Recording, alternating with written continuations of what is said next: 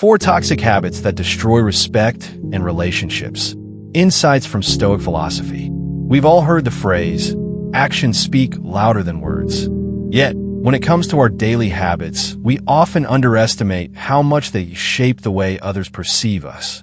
Some behaviors may seem harmless at first glance, quirks or personality traits that make us who we are, but certain habits can have far-reaching consequences.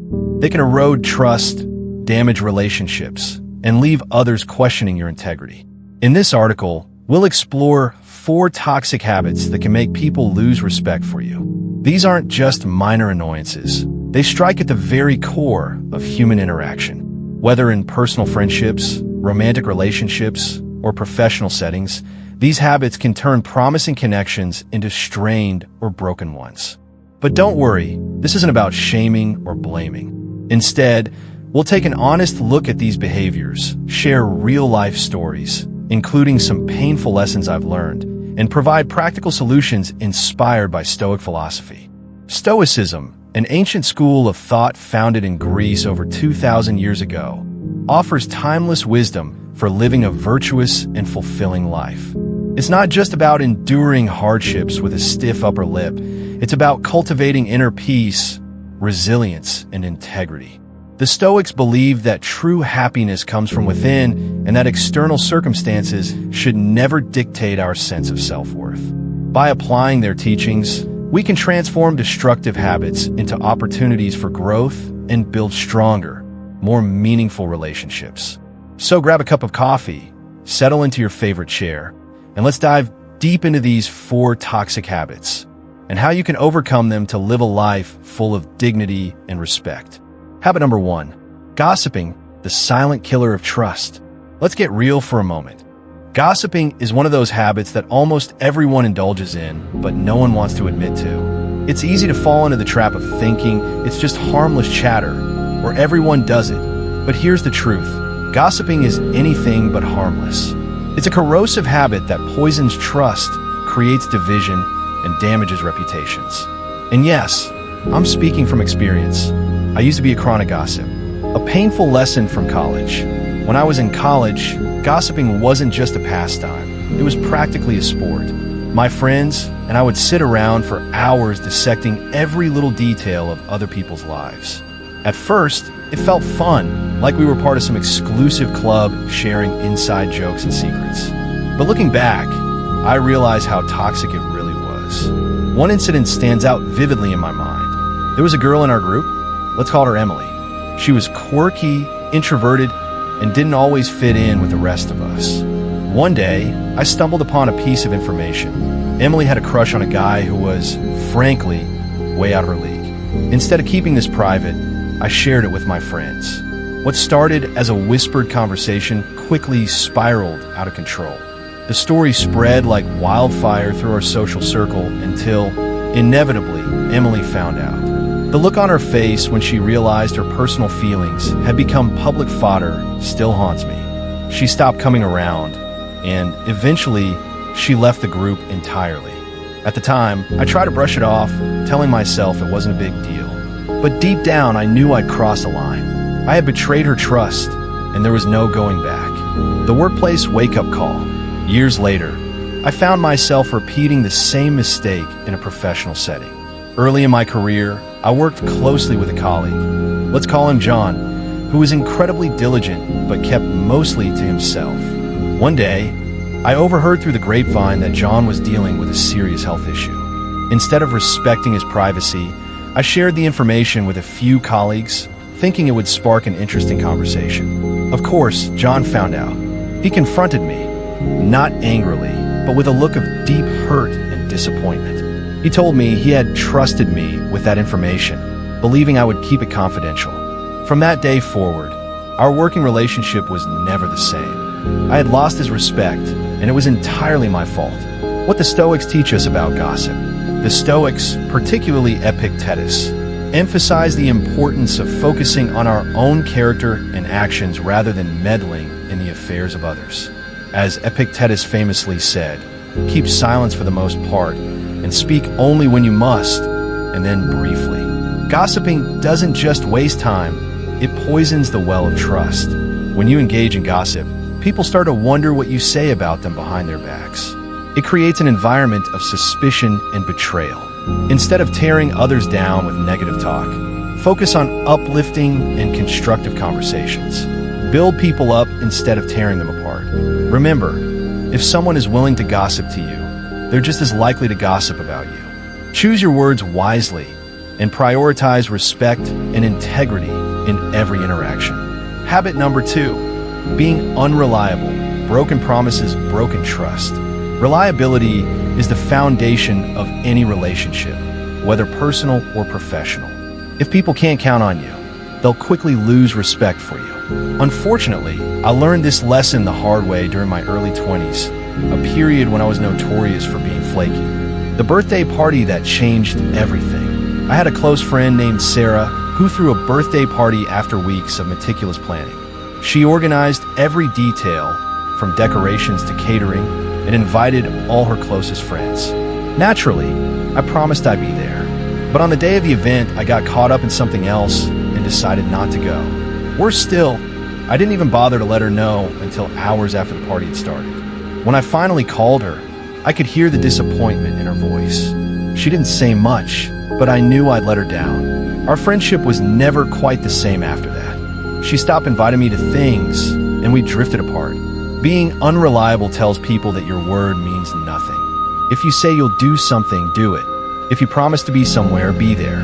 It's about showing respect for other people's time and effort. Professional consequences of overcommitting. This habit followed me into my professional life as well. Early in my career, I had a tendency to overcommit and underdeliver. I'd agree to take on projects, then miss deadlines, often without warning. I thought my charm and excuses would smooth things over, but my boss wasn't amused. During a performance review, she laid out bluntly, "Your work is good when you do it, but your lack of reliability is a problem. People don't know if they can count on you." It was a harsh wake-up call. Reliability isn't just about showing up. It's about consistency and integrity. Every time you flake out, you chip away at the trust others have in you. How to fix this habit? To break the cycle of unreliability, start by being honest with yourself about what you can and can't handle. Don't overcommit. If you make a promise, keep it. Communicate proactively if something comes up and you can't follow through. Show that you value other people's time as much as your own. Being reliable is a simple yet powerful way to earn respect and strengthen your relationships. Habit number 3, interrupting others, the conversation killer. Interrupting others is a habit that many people engage in without even realizing it. But let's be clear, constantly interrupting is a huge sign of disrespect. It sends a message that what you have to say is more important than what the other person is saying. This behavior not only frustrates people, but also makes them feel undervalued and unheard. A brutal wake-up call at work. Early in my career, I was part of a team that held weekly brainstorming sessions. Eager to impress, I'd constantly jump in with my ideas, often cutting people off mid-sentence. I thought I was being proactive, but my coworkers saw it differently. One day, during a particularly intense meeting, my manager stopped the discussion and addressed me directly. "You need to let people finish their thoughts. You're not listening. You're just waiting for your turn to speak." After the meeting, a colleague pulled me aside and said, "Do you even realize how dismissive you come across? It's like you think your ideas are the only ones that matter." Those words hit me hard. I hadn't seen myself as dismissive, but clearly, that's how I was perceived. The power of active listening. Interrupting others shows a lack of self-control and respect. The Stoics valued listening and understanding over speaking. Seneca advised us to be patient and considerate in our conversations. To break this habit, practice active listening. When someone is speaking, truly listen. Don't just wait for your turn to talk. Give them the space to express their thoughts fully before responding. It's a simple but powerful way to show respect and build stronger connections. Habit number 4, complaining, the negativity trap. Complaining is a habit that's not only annoying, but also deeply corrosive. While occasional venting is normal, constant complaining can turn you into a negative force that people want to avoid. This habit drains your energy and the energy of those around you, leading to lost respect and damaged relationships. From chronic complainer to solution-focused thinker. For years, I was a chronic complainer. I thought it was a way to bond with people, to find common ground over shared grievances. But it didn't take long for me to realize how destructive this habit was. A close friend once told me, "I love you, but you're becoming really negative. It's exhausting to be around you." Inspired by Stoic philosophy, I decided to shift my mindset. Instead of focusing on problems, I began identifying specific issues and looking for solutions. For example, when I felt undervalued at work, I sought feedback and made a case for a raise. When management was disorganized, I took the initiative to streamline processes within my control. The results were significant. People noticed my shift in attitude, my relationships improved, and I started earning back the respect I'd lost. Why complaining hurts you? Constant complaining keeps you fixated on the negative, affecting both your mindset and how others perceive you. It signals that you're more focused on problems than solutions, which is not an attractive quality. By practicing gratitude and focusing on solutions, you can transform negativity into positivity and inspire those around you. Conclusion: building a life of dignity and respect. Overcoming these 4 toxic habits requires self-awareness, discipline, and a commitment to personal growth. By addressing gossiping, unreliability, interrupting, and complaining, we can cultivate stronger, more respectful relationships. Drawing on Stoic principles of self-discipline, integrity, and mindfulness, we can live lives full of dignity and purpose. Which of these habits resonates most with you? Share your thoughts in the comments below. Remember, change begins with awareness and a willingness to grow. Let's strive to live better, more respectful lives together. This expanded version provides depth, relatability, and actionable insights while maintaining a conversational tone suitable for American audiences. Habit number 5, being judgmental, the empathy killer. We all form opinions about others, but constantly being judgmental can create an invisible wall between you and the people around you. When you judge others harshly, you're not just criticizing their actions, you're dismissing their humanity. This habit can make you seem unapproachable, self-righteous, and closed-minded. A lesson in humility. I used to pride myself on being honest and observant, which was just a nicer way of saying I was overly critical. Whether it was someone's outfit, their career choices, or even their parenting style, I always had something to say, usually negative. One day, a close friend called me out during a group dinner. She said, "You know, your constant judgments make it hard to feel comfortable around you." At first, I was defensive, thinking she was overreacting. But later that night, I replayed some of my recent interactions in my head. I realized how often I'd made snide remarks or rolled my eyes at things I didn't agree with. It wasn't just annoying, it was alienating. The Stoic perspective. The Stoics teach us to focus on our own actions and attitudes rather than obsessing over the flaws of others. Marcus Aurelius wrote, "The best revenge is not to be like your enemy." By judging others, we waste energy that could be spent improving ourselves.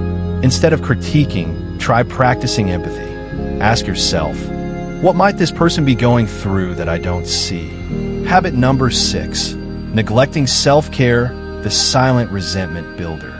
When you neglect your own well-being, it doesn't just affect you, it impacts everyone around you.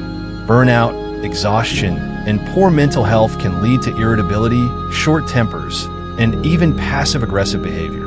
Over time, this creates resentment in your relationships. The breaking point.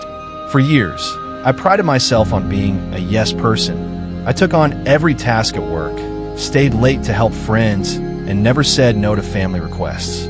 On the surface, it seemed noble, but inside I was crumbling.